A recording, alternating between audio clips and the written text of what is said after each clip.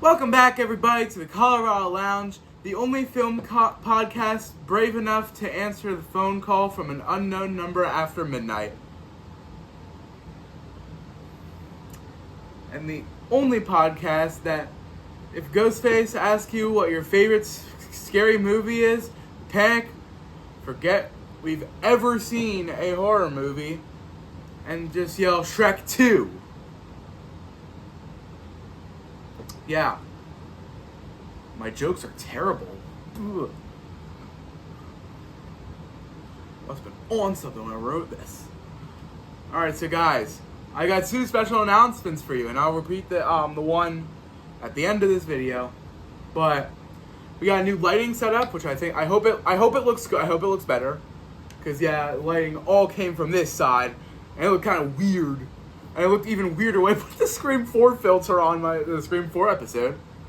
And now I have a light coming at me, which is blinding, but hopefully, it's hopefully helping with the lighting. And also, it is Friday the 13th. Happy Friday the 13th. It's my favorite day. I am happy to be talking about Scream 5 because I love it. It's really good. But I also want to give you a little treat, you know. So I was thinking, what can I do? And then I was scrolling through Hulu and I saw they put on a movie that came out last summer. It's not I Know What You Did Last Summer. It's not the remake. When I cover I Know What You Did Last Summer, the remake, I will cover the entire series, even though I hate the two sequels. But that's for another day. I will cover I Know What You Did Last Summer. Promise, okay? But I won't tell you what it is. You'll see it tomorrow when it comes out. But I really wanted to see it in theaters, and I missed out on it. And so I'm going to watch it. I'm going to... It might not be the best script ever, because I'm going to write it tonight. I'm going to watch it, and I'm going to do the script. So yeah, there's that. There's going to be a surprise episode tomorrow. Well, not really a surprise. It'll be a surprise on what it covers. There. And so today we're looking at Scream 2022, also known as Scream 5 or 5 Cream, or Scream, Please Like This or the franchise dies. Until another 10 years, where we say that this is the last one, but then 10 years later we're going to make another one. The movie asks this bold question: what if the horror was toxic fandom? Jedi. Oh, sorry, there's something in my throat. Something horrible. That really tastes bad. Whatever that last Jedi stuff was. Yes, I'm a giant Star Wars nerd. I don't know where I'm from, sure. I had a Star Wars shirt on. But no, I'm not. I will not cover it on the horror podcast. If I make another podcast, it's about all my favorite movies. Because let's see right here. There's Ninja Turtles right here. Yeah, my DVD shelf. I have many DVD shelves right here. This is one of my absolute favorite movies. It is my favorite Disney movie, Nightmare Before Christmas. This is one that I'll possibly cover. Hint, hint, I'm probably going to cover this during Christmas time. If I'm not too busy, because I already know what I'm doing this Christmas. There's two that I know I'm going to do. Technically 3. But as for every episode, I shouldn't have to say this, guys, anymore. But I'm going to say every episode because some people come in, what's this? This looks cool. And they don't know that it is spoilers. There's spoilers in this episode. What? The knives are out. Knives out? Say that again. And yes, we're answering the call. My phone didn't come. I have a phone. It's not here. I mean, I have a cellular phone. It's what I'm recording on. But I'm gonna put a phone like right there. You'll see why next episode. Not next episode. Next episode is Valentine's Day episode. special episode. But yeah, so let's just jump in right into Scream 2022. I'm just gonna probably say Scream 5 first. If I repeat the name, this is a legacy sequel, or as the movie itself will call, a requel, and it's something that I have started calling legacy sequels, like Top Gun Maverick. Yes, I like Top Gun Maverick. I'm the weirdest person like Top Gun Maverick. I really liked it. It felt really good. I saw it in theaters. Ooh, really good. But it's half a reboot. It's half a sequel. And it's 100% terrified of Reddit, which you should be. That's a joke. I'm not going to keep explaining my jokes. This is made by Radio Silence, who clearly say, we love Wes Craven, but also, what if Ghostface ran a subreddit, which... Ghostface is definitely on the Saw subreddit, which is awesome, by the way. I also do want to shout out Radio Silence, because I freaking love Ready or Not. I saw it, like, a couple months ago, because I've been like, it's been on my watch list for a while. Then I saw it was on something, and so I watched it. I was gonna put it on in the background when I was doing some work, and I was just like, "Oh, this is so good." And the sequel's coming out in March. I'm not plugging into it, but yes, I will cover Ready or Not, and I'm really excited for the sequel. I'm avoiding all the trailers. I don't want to know what it's about. I know Samara Weaving is coming back. Right, it's Samara Weaving right here. All right, I don't want to go on stuff wrong. All right. The movie knows exactly what it wants from minute one. Like, hey, remember the rules? They're back, but now the rules are sadder and angrier. Because it's very. If you look at this to the freaking logic of the movie, it's very sad. Not logic. Yeah. Let's just talk about the opening, please. The opening, so good. Because, oh my god. Jenna Ortega as Tara Carpenter, like 99% sure they named them after John Carpenter, who absolutely kills it. I'll stop with the jokes. No, I won't, because my jokes are hilarious. I don't care what you say. And this was a big year for Jenna Ortega. Mind you, that she had X come out and Wednesday Season 1, which are both great. If you haven't seen either of them, go watch them. They're so good. And she is, in my opinion, the best opening victim since Drew Barrymore. I gotta say, I love Drew Barrymore. I love, I like the Scream 2 one. I don't like Scream 3. I hate that they killed Cotton. Scream 4, if you're confused by Inception, you will not like it. You will not like the opening of Scream 4. So I was not confused about Inception. I actually got it.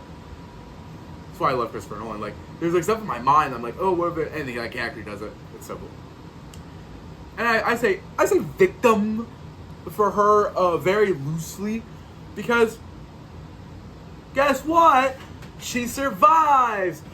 But she gets the Laurie Strode treatment, where she's in her hospital for the most of the movie, and you say, and I hate spoilers for when I cover Halloween. I don't like. I hate the Laurie Strode is in the hospital for not even half of, like more than half of the movie, like a decent, probably 90% of the movie, Laurie's in the hospital of Halloween 2. I don't like it. But yeah, she's great in this. Jenna Ortega, like, she does a really good job. And she doesn't seem confined to the hospital, you know what I'm saying? Yeah, but emotionally, she's never really okay again. Ghostface quizzes her on the Stab sequels. It's just so funny. It's not like, what's your favorite scary movie? But, do you respect the franchise? Like Ghostface. I think it's really good.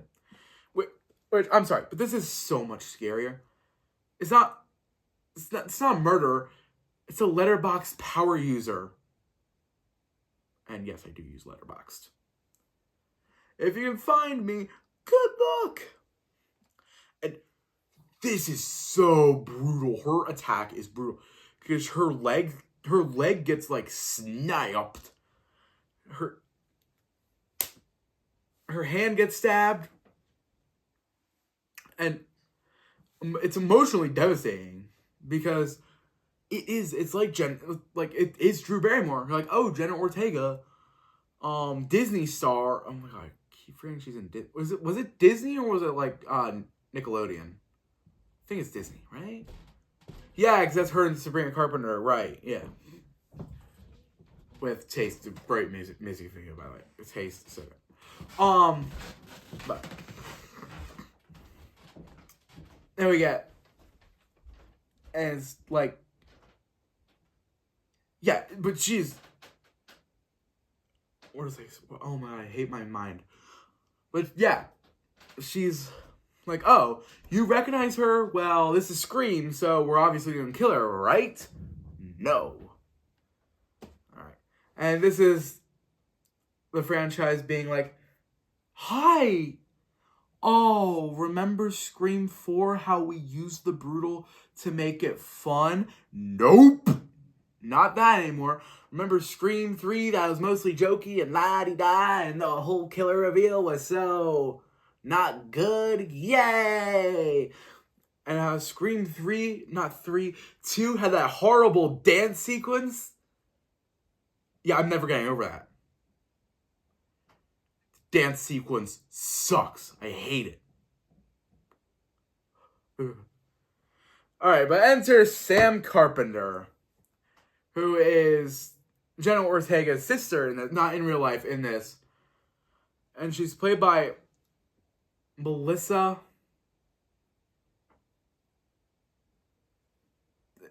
Barra? I'm so, I cannot read names. I'm so sorry. Which you're probably not going to be watching this, but if I said your name, I'm so sorry. Who's a character who's somehow haunted by both Ghostface and Billy Loomis's ghost. Billy's ghost! You know I had to do it. Come on.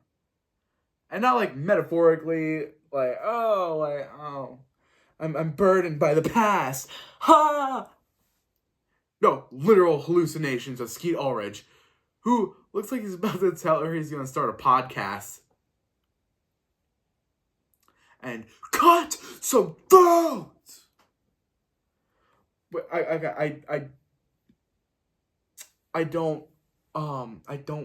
like the Ghost Billy stuff. Skeet Ulrich does a great job, but it's just so uncanny. It is so uncanny to see him just like there, and he's in his 40s. I don't know. And Sam she's such an interesting final girl because she's not pure, she's not dancey, she's not dealing with mental health issues. Oh wait, no, she is. Oh my god, I can't read my reading. Ugh. You know why not? 200% so I can read this more. She's dealing with mental health issues, medication, trauma, and the knowledge that her dad is the reason all of this exists. Yes, spoiler, Billy Loomis is her dad. She's a final girl with generational trauma, which feels very on brand for 2022. And the movie dares to say, what if the final girl has darkness in her? Which is cool until Billy Loomis just starts giving Force Ghost advice. No, POV, the end of Scream 7 is... I haven't seen it. I haven't seen any of the trailers. I don't know what to expect with it. No, but it's like freaking the end of Return of the Jedi. We see Neve Campbell on a tree, and she's like and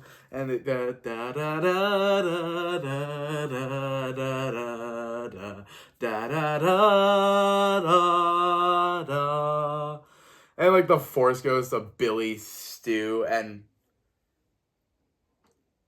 Roman, I guess. I don't know. Just, I don't know, Roman, they beat him up or something. I don't know. I don't know who should be the third one. I don't know. I feel like they should all be killers. I would put someone else there. But yeah. And let's pour one out for Dewey Riley. Because, wow. Dewey's arc is genuinely so heartbreaking. He's divorced from Gale, living above a bar. Wait, is he? Was I wrong about that? Because I'm pretty sure, does he live in a trailer? Yeah. Whatever. He's living alone in a crap hole.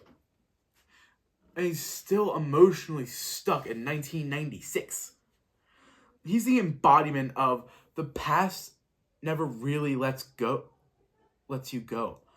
Also the embodiment of never go back for the headshot.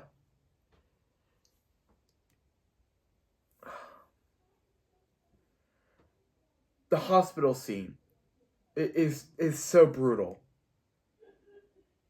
When Ghostface just keeps stabbing him. That wasn't a kill. That was a statement.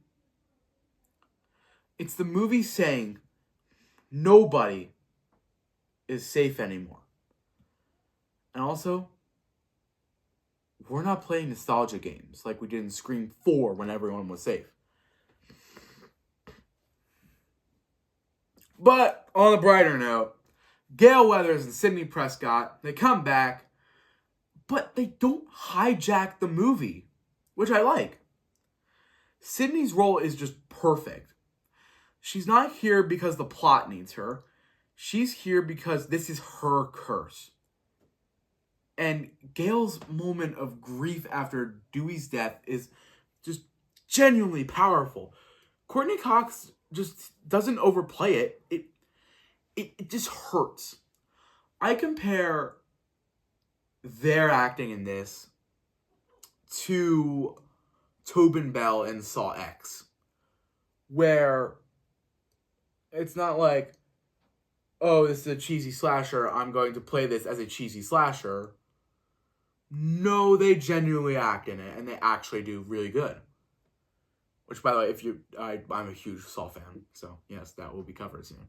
Not soon, probably. I don't know when.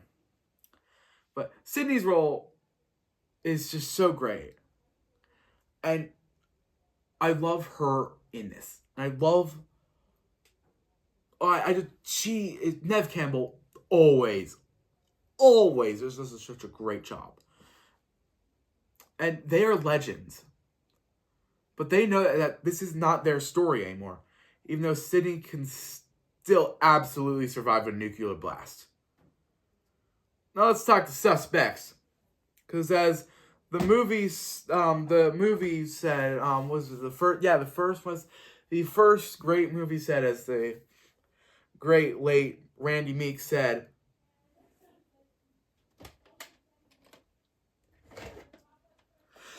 everyone's a suspect!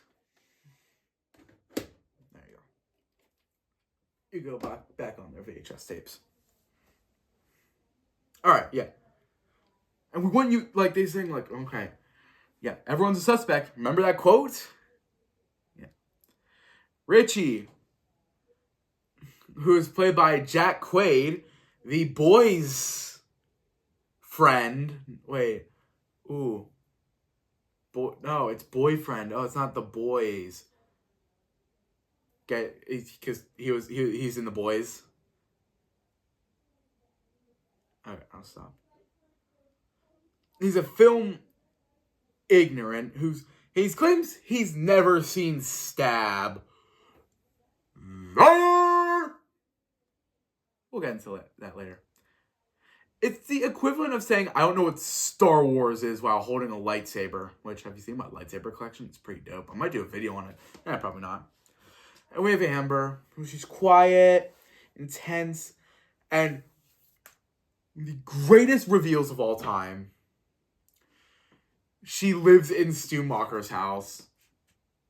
And yeah, that's not the biggest red flag imaginable. Totally not. We got Chad and Mindy Meeks Martin, Randy's niece and nephew, who are basically walking genre awareness. Mindy is the MVP. Her monologue about requels is basically the movie pausing to explain itself, and it somehow works. Oh, you don't believe me? Well, I mean, just like her uncle, who, by the way, they have like a full-on like,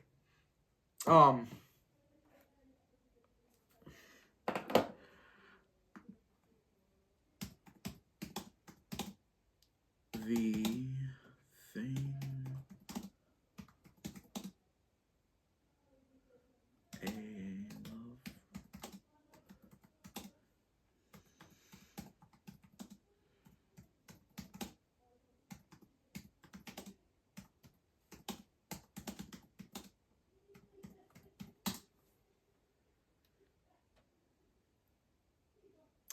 The altars, during Day of the Dead, they have like a whole remembrance wall to Randy. And by the way, their DVD collection, freaking awesome. Yeah, but let's roll the clip to see how much she takes after The first her 3 uncle. attacks are all on people related to the original killers. Oh my god, he's making a requel. A what? Or like a sequel. Fans are torn on the terminology. Please speak English. Okay, remember the Stab movie that came out last year? Oh, yeah, the one the Knives Out guy directed, right? You know, I actually really liked that one. Of course you did. You have terrible taste. I hate you. The point is, the hardcore Stab fans hated it. You go on 4chan and Reddit. All they're talking about is how Stab 8 pissed on their childhoods, how they crammed in social commentary just to make it elevated, how the main character is a Mary Sue. What's a Mary Sue? You really don't want to know. What's wrong with elevated horror? I mean, Jordan Peele fucking rules. Obviously, but that's not Stab. Real Stab movies are meta-slasher whodunits, full stop. Come on, it's just a movie. No, it's not. To some people, the original is their favorite thing in the world. The movie that made them love horror, that mom or dad showed them when they were 10, that bonded them together. And God help anyone who slightly fucks with that special memory, who makes a movie they think disrespects it. It sounds like our killer is writing his own version of Stab 8, but doing it as a requel. Which is? See, you can't just reboot a franchise from scratch anymore. The fans won't stand for it. Black Christmas, Child's Play, Flatliners, that shit doesn't work. But you can't just do a straight sequel either. You gotta build something new, but not too new, or the internet goes bug fucking nuts. It's gotta be part of an ongoing storyline, even if the story shouldn't have been ongoing in the first place. New main characters, yes, but supported by and related to legacy characters. Not quite a reboot, not quite a sequel, like the new Halloween, Saw, Terminator, Jurassic Park, Ghostbusters, fuck, even Star Wars. It always goes back to the original. Are you telling me that I'm caught in the middle of fan fucking fiction? Not just in the middle, Sam. You're the star. So, not to put like too fine a point on it, but according to requel rules, who's next? Going by the pattern, whoever it is has to be connected to someone that came before.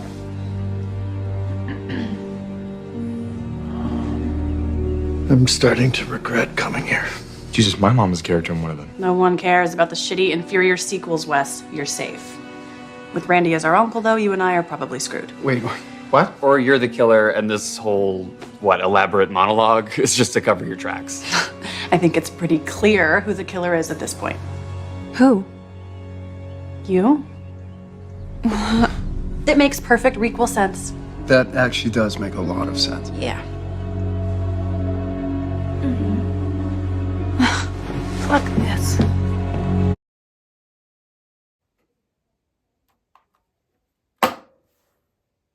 Oh, love it.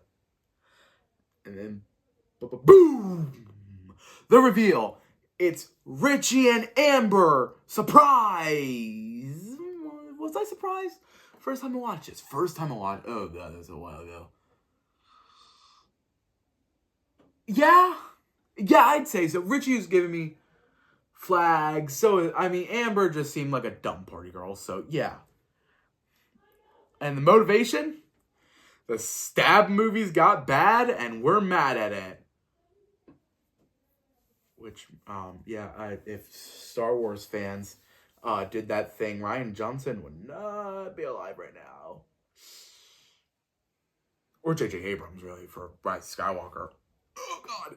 We need a good Star Wars movie. Starfighter looks really good. Mandalorian and Grogu, I'm like... I still haven't seen Season 3 of The Mandalorian. But from what I've been seeing of it, I watched the teaser trailer because I saw... Was it Wicked for Good? Was that the last movie I saw in theaters? I saw the trailer, the first trailer, Mandalorian Grogu, not on purpose. I'm like, oh, okay, looks good. Not like crazy about it, but no, the Ryan Gosling is Sean Levy that does it. Oh, I love Sean Levy. He's just really good. He's really good. But that's it. Yeah, that's the reason that they are mad at the movie got bad. Like, they're not traumatized. They're not avenging anyone. They're just toxic fans who think murder is valid criticism. Which is terrifying because this is actually real. These people exist. They don't usually have knives. Usually. Amber, especially, is so unhinged in the best way. Mikey Madison, she just goes like full Stumacher. Love it. And Richie, the mask comes off, and suddenly he's like, dopey boyfriend, like, oh my God, wait, is it Tracy in The Boys? Is that who his girlfriend was? Oh my God, imagine if those characters met. But yeah, he's like, dopey boyfriend, oh, I love you. Oh, Jackie, I love you so much. You know, everything's gonna be fine. Mwah. And two, you know what, Chucky? I don't like you. Yeah. And returning to Stu's house, such a smart move on radio silence. Because it's nostalgia without worship. And I love the reveal because this, like, the reveal of going through the house, like, the location, it started to, like, oh, that guy kind of looks familiar. But then, like, the pan out, oh, so good. I do hate that it's a set. You can kind of tell it's a set. Like, the second time I watched it, especially, then I knew it was Stu's house. I'm like, oh, I could kind of tell it's a set. And that it brought the movie down a little bit for me. But, whatever. And the violence is mean. Sam starts stabbing Richie repeatedly while literally saying, don't mess with the daughter of a serial killer. Ironic. Therapy would have been cheaper. But it's still iconic. I mean, like, cheaper of the charges that she'll probably face for murder. Because if you look at it, yeah, one therapy session, yeah, but okay. And Sydney and Gale teaming up again. It's like watching prime Anakin Skywalker and Luke Skywalker team up. A man has dreams. I know Disney canceled the Legends comic books. Not Legends. Wait, is it? Yeah, Legends. The comic books. But let's bring them back. Let's bring back the Star Killer era. This guy.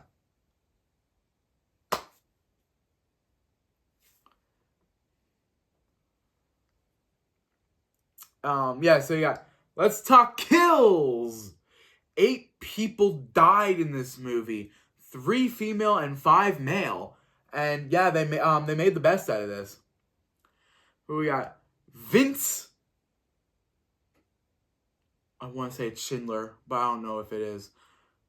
Like, okay, say it's that. played by Kyle Gallner, who was also in Smile the same year, which is awesome. He got stabbed in the neck, which is the appearance of Red Right Hand in this movie, which I don't think I mentioned this, but Red Right Hand is in all the Scream movies except for Scream 4 because of copyright. But there is a moment where a character, which one's my right hand? Okay. Where he, like, presses his hand up against the glass and it's bloody, it's red right hand. I like that. Yeah. Sheriff Judy Hicks, who's in Scream 4, played by Marley Shelton, who's stabbed 9 times in the stomach, showing that legacy characters can actually die. What? Wes Hicks, played by Dylan, nice name. Minity. I can't speak. But yeah, he gets stabbed. He gets stabbed through the neck, which is, which, fun fact about their names, Judy was named after Hicks from Aliens, because it's Judy Hicks. Hicks is a really hot guy from Aliens that trained Ripley, and then died at the start of Alien 3. Thanks! Still love you, David Fincher, but... Ugh. And Wes, obviously, for Wes Craven. And Deputy Clay, played by Rob Fortunato, I think. Next, he gets his neck slit off screen. Now, this is the worst thing I've had to say yet on this channel, and probably forever.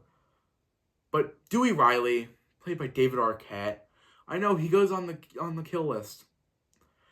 He gets stabbed, gutted, honored. Liv McKenzie, played by Sonia Armar, who gets suddenly shot in the head, which, great reveal, by the way. It's during the killer reveal, and she's like, I'm not the killer. And, what's her face? Amber's like, I know, because I am, and shoots her right in the head. It's really, I like that scene. That's really good. But yeah, Richie Kirsch, played by my boy. He's in the boys. I'll stop with the boys puns. Played by Jack Quaid, who gets stabbed through the cheek and in the torso 21 times. And his throat slit. And we got Amber Freeman, who's played by Mikey Madison. Her face gets scorched. And her brains get elevated by a bullet. Fun fact, she was in Once Upon a Time in Hollywood, which, have you seen speaking of David Fincher, have you seen The Adventures of Cliff Booth trailer? Oh, it looks so good. I mean, it's a screenplay written by Tarantino, directed by David Fincher, starring Brad Pitt. It's gonna be great. But yeah, she plays one of the Manson children in that.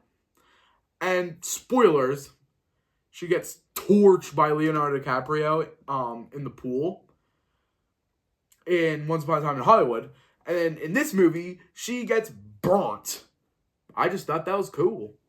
And they actually wanted to change, like, her death in this movie when they cast her.